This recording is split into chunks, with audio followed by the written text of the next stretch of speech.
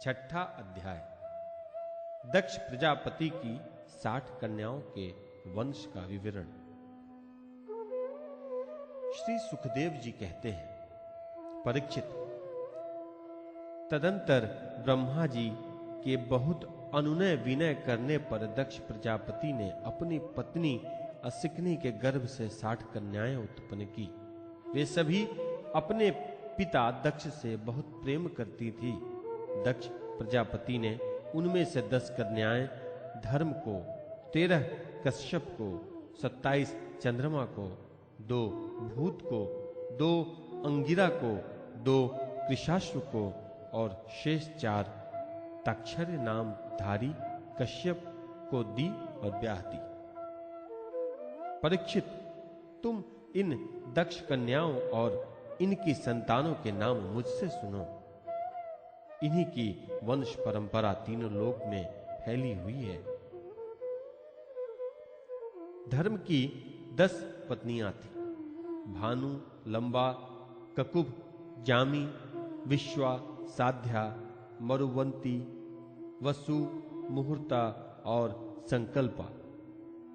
इनके पुत्रों के नाम सुनो। राजन, भानु का पुत्र देवऋषभ और उसका इंद्रसेन था।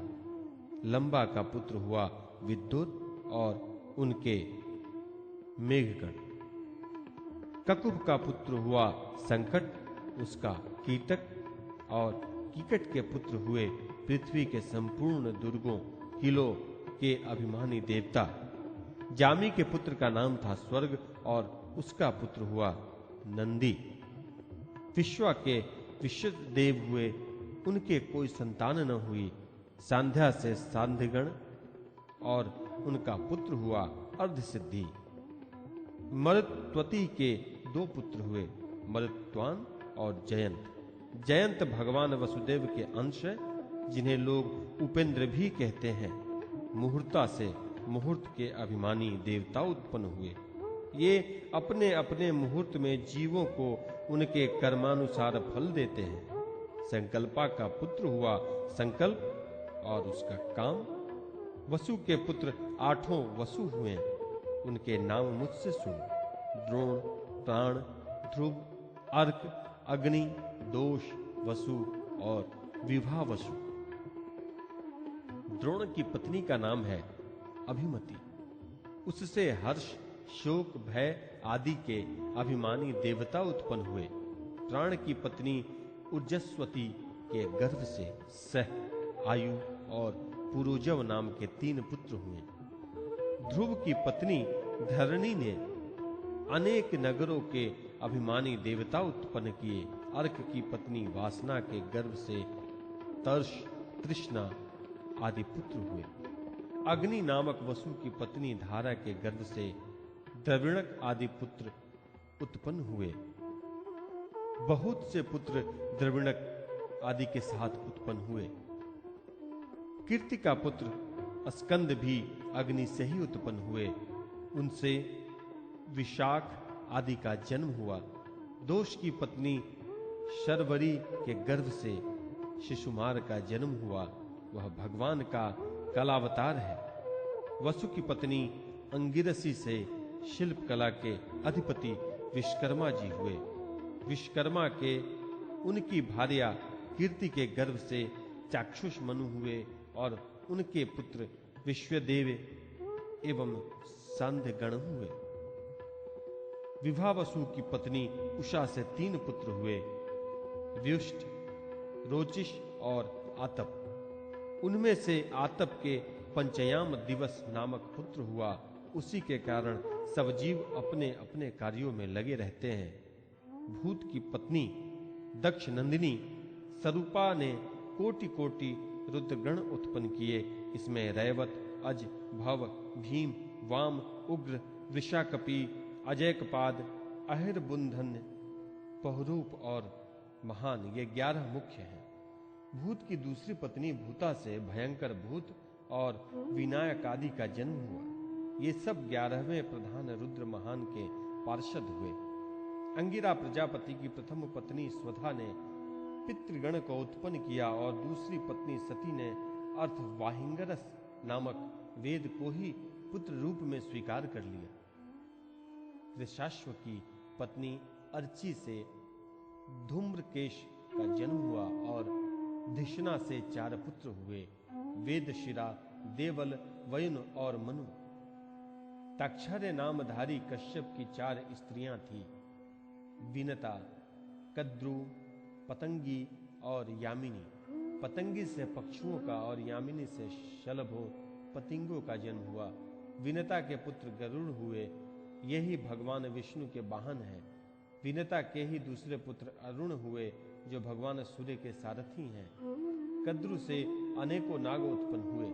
परीक्षित, कृत्तिका आदि 27 नक्षत्राभिमानिनी देवियां चंद्रमा की पत्नियां हैं। रोहिणी से विशेष प्रेम करने के कारण चंद्रमा को दक्ष ने शाप दे दिया, जिससे उन्हें यक्ष रोग हो गया था। उन्हें कोई संतान नहीं हुई। उन्होंने दक्ष को फिर से प्रसन्न करके कृष्ण पक्ष की क्षीण कलाओं के शुक्ल पक्ष में पूर्ण होने का व्रत प्राप्त कर लिया, परंतु नक्षत्राभिमानिनी देवियों से उन्हें कोई संतान न हुई। अब तुम कश्यप पत्नियों के मंगलमय नाम सुनो। वे लोक माताएं हैं, उन्हीं से यह सारी सृष्टि उत्पन्न हुई है। उनके नाम है अदिति, दिति, दनु, काष्ठा, अरिष्ठा, सुरसा, इला, मुनि, क्रोधवशा, ताम्रा, सुरभि, सरमा और तिमि। इनमें तिमि के पुत्र हैं जलचर, जंतु और शर्मा के बाघ आदि हिंसक जीव। सुरभि के पुत्र है भैंस, गाय तथा दूसरे 2 खुर वाले पशु। ताम्रा की संतान है बाज, गिद्ध आदि शिकारी पक्षी।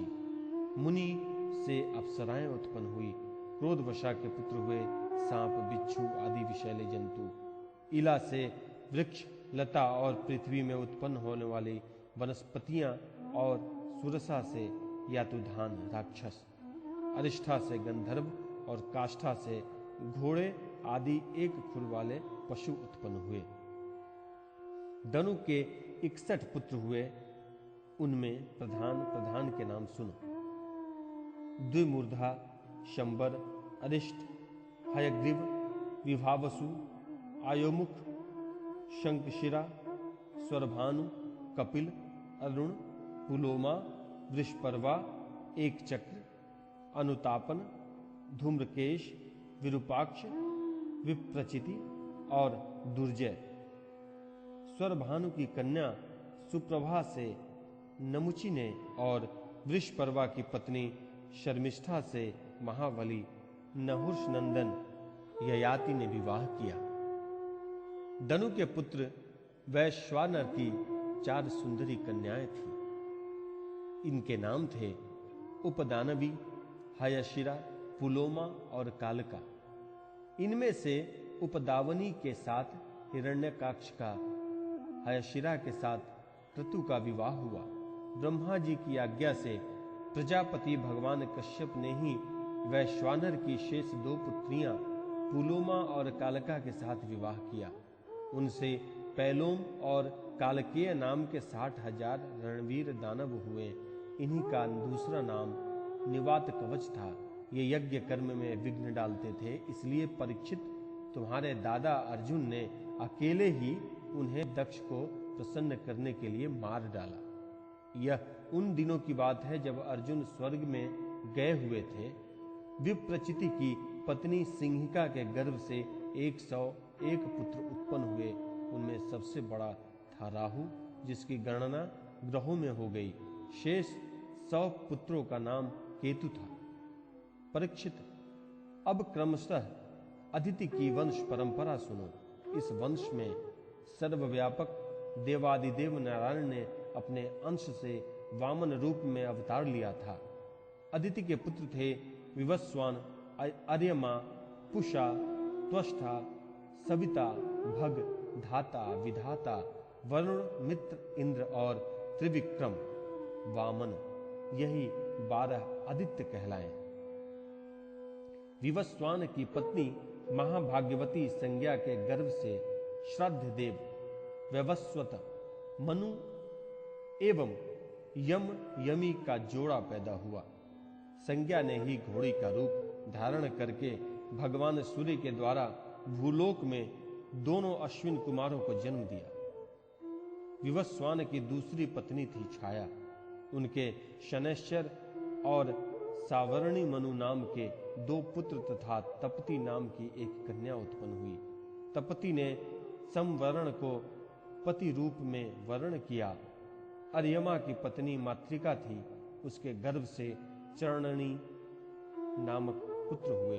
वे कर्तव्य अकर्तव्य के ज्ञान से युक्त थे, इसलिए ब्रह्मा जी ने उन्हीं के आधार पर मनुष्य जाति की ब्राह्मणादि को वर्णों की कल्पना की। पुषा के कोई संतान न हुई। प्राचीन काल में जब शिवजी दक्ष पर क्रोधित हुए तब पुषा दांत दिखाकर हंसने लगे थे, इसलिए वीरभद्र ने इनके दांत तोड़ दिए थे। तब से पुषा पिसा हुआ अन्न ही खाते थे। दैत्यों की छोटी बहन कुमारी रचना त्वष्टा की पत्नी थी। रचना के गर्भ से 2 पुत्र हुए, संनिवेश और पराक्रमी विश्वरूप। इस प्रकार विश्वरूप यद्यपि शत्रुओं के भांजे थे, फिर भी जब देवगुरु बृहस्पति जी ने इंद्र से अपमानित होकर देवताओं का परित्याग कर दिया, तब देवताओं ने विश्वरूप को ही अपना पुरोहित बनाया था। बृहस्पति जी के द्वारा देवताओं का त्याग और विश्वरूप का देवगुरु के रूप में वर्णन। राजा परीक्षित ने पूछा, भगवान, देवाचार्य बृहस्पति जी ने अपने प्रिय शिष्य देवताओं को किस कारण त्यागा था? देवताओं ने अपने गुरुदेव का ऐसा कौन सा अपराध कर दिया था? आप कृपा करके मुझे बतलाइए। श्री सुखदेव जी ने कहा, राजन, इंद्र को त्रिलोकी का ऐश्वर्य पाकर घमंड हो गया था। इस घमंड के कारण वे धर्म मर्यादा का, सदाचार का उल्लंघन करने लगे थे। एक दिन की बात है, वे भरी सभा में अपनी पत्नी शची के साथ ऊंचे सिंहासन पर बैठे हुए थे। 49 मरुदगण, 8 वसु, 11 रुद्र, आदित्य, ऋभुगण, विश्वदेव, साध्यगण और दोनों अश्विनी कुमार उनकी सेवा में उपस्थित थे। सिद्ध, चारण, गंधर्व, ब्रह्मवादी, मुनिगण, विद्याधर, अप्सराएं, किन्नर, पक्षी और नाग उनकी सेवा और स्तुति कर रहे थे। सब और ललित स्वर में देवराज इंद्र की कीर्तिगान हो रहा था। ऊपर की ओर चंद्रमंडल के समान सुंदर श्वेत छत्र शोभयायमान था। चवर, पंखे आदि महाराजोचित सामग्रियां यथास्थान सुसज्जित थीं। उस दिव्य समाज में देवराज बड़े ही सुशोभित हो रहे थे। इसी समय देवराज इंद्र और समस्त देवताओं के परम आचार्य बृहस्पति जी वहां आए। उन्हें सुर असुर सभी नमस्कार करते हैं। इंद्र ने देख लिया कि वे सभा में आए हैं, परंतु वे न तो खड़े हुए हैं और न आसन आदि देकर गुरु का सत्कार ही किया। यहां तक कि वे अपने आसन से हिले डुले तक नहीं। त्रिकालदर्शी समर्थ बृहस्पति जी ने देखा कि यह ऐश्वर्य मद का दोष है। बस वे झटपट वहां से निकलकर चुपचाप अपने घर चले आए। परीक्षित, उसी समय देवराज इंद्र को चेत हुआ और वे समझ गए कि मैंने अपने गुरुदेव की अवहेलना की है। वे भरी सभा में स्वयं ही अपनी निंदा करने लगे। हाय हाय, बड़े खेद की बात है कि भरी सभा में मूर्खतावश मैंने ऐश्वर्य के नशे में चूर होकर अपने गुरुदेव का तिरस्कार कर दिया। सचमुच मेरा यह कर्म अत्यंत निंदनीय है। भला कौन विवेकी पुरुष इस स्वर्ग की राजलक्ष्मी को पाने की इच्छा करेगा? देखो तो सही, आज इसी ने मुझे देवराज को भी असुरों के रजोगुणी भाव से भर दिया है। जो लोग यह कहते हैं कि सार्वभौम राज सिंहासन बैठा हुआ सम्राट किसी के आने पर राज सिंहासन से न उठे, वे धर्म का वास्तविक स्वरूप नहीं जानते। ऐसा उपदेश करने वाले कुमार्ग की ओर ले जाने वाले होते हैं। वे स्वयं घोर नरक में गिरते हैं। उनकी बात पर जो लोग विश्वास करते हैं, वे पत्थर की नाव की तरह डूब जाते हैं। मेरे गुरुदेव बृहस्पति जी ज्ञान के अथाह समंदर हैं। मैंने बड़ी शठता की, अब मैं उनके चरणों में अपना माथा टेक कर उन्हें मनाऊंगा। परीक्षित, देवराज इंद्र इस प्रकार सोच ही रहे थे कि भगवान बृहस्पति जी अपने घर से निकलकर योग बल से अंतर्ध्यान हो गए। देवराज इंद्र ने अपने गुरुदेव को बहुत ढूंढवाया, परंतु उनका कहीं पता न चला। तब वे गुरु के बिना अपने को सुरक्षित न समझकर देवताओं के साथ अपनी बुद्धि के अनुसार स्वर्ग की रक्षा का उपाय सोचने लगे, परंतु वे कुछ भी न सोच सके। उनका चित्त अशांति बना रहा। परीक्षित, दैत्यों को भी देवगुरु बृहस्पति और देवराज इंद्र की अनबन का पता लग गया था।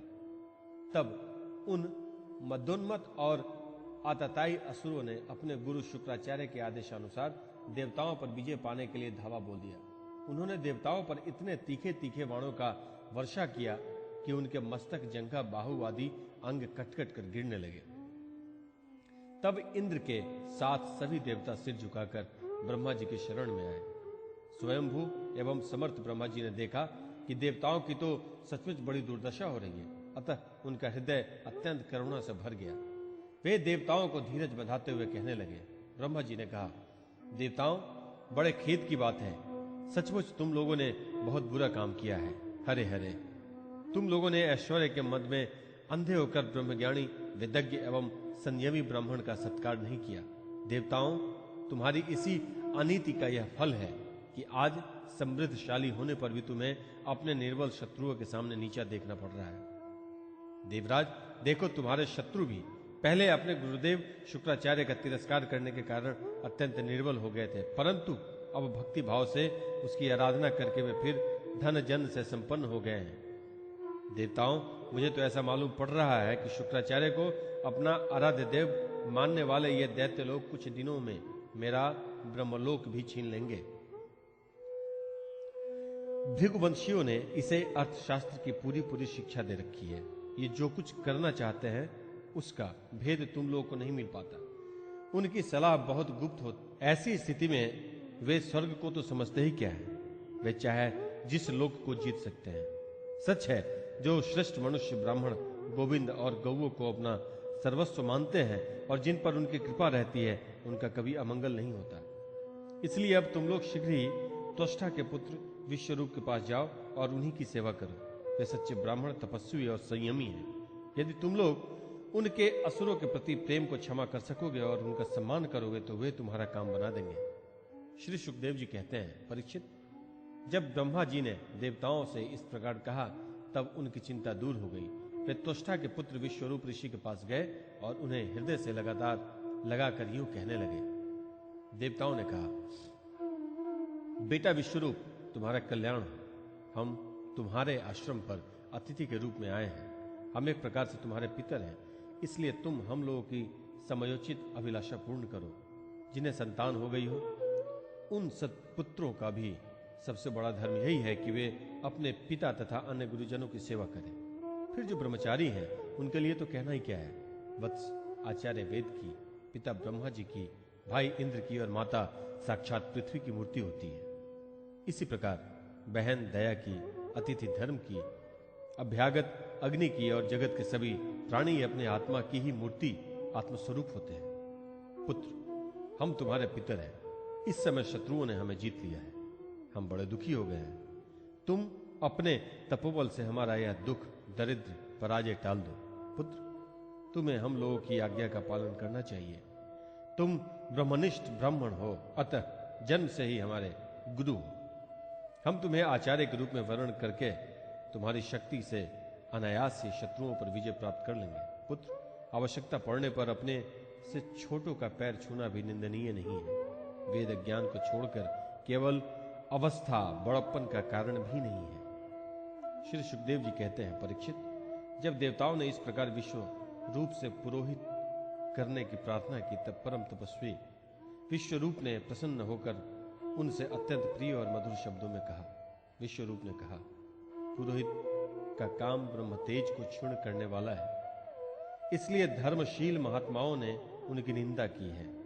किंतु आप मेरे स्वामी हैं और लोकेश्वर होकर भी मुझसे उसके लिए प्रार्थना कर रहे हैं। ऐसी स्थिति में मेरे जैसा व्यक्ति भला आप लोगों को कोरा जवाब कैसे दे सकता है। मैं तो आप लोगों का सेवक हूं, आपकी आज्ञाओं का पालन करना ही मेरा स्वार्थ है। देवगण, हम अकिंचन हैं। खेती कट जाने पर अथवा अनाज की हाथ उठ जाने पर उनमें से गिरे हुए कुछ दाने चुन लाते हैं और उसी से अपने देव कार्य तथा पितृ कार्य संपन्न कर लेते हैं। लोकपालों, इस प्रकार जब मेरी जीविका चल ही रही है, तब मैं पुरोहिती की निंदनीय वृत्ति क्यों करूं। उससे तो केवल वे ही लोग प्रसन्न होते हैं जिनकी बुद्धि बिगड़ गई है। जो काम आप लोग मुझसे कराना चाहते हैं वह निंदनीय है, फिर भी मैं आपके काम से मुंह नहीं मोड़ सकता, क्योंकि आप लोगों की मांग ही कितनी है। इसलिए आप लोग का मनोरथ मैं तन मन धन से पूरा करूंगा। श्री सुखदेव जी कहते हैं, परीक्षित, विश्वरूप बड़े तपस्वी थे। देवताओं से ऐसी प्रतिज्ञा करके उनके वर्णन करने पर वे बड़ी लगन के साथ उनकी पुरोहिती करने लगे। यद्यपि शुक्राचार्य ने अपने नीति बल से असुरों की संपत्ति सुरक्षित कर दी थी, फिर भी समर्थ विश्वरूप ने वैष्णवी विदा के प्रभाव से उनसे वह संपत्ति छीन कर देवराज इंद्र को दिला दी थी। राजन, जिस विद्या से सुरक्षित होकर इंद्र ने असुरों की सेना पर विजय प्राप्त की थी, उसका उदार बुद्धि विश्वरूप ने ही उन्हें उपदेश दिया था।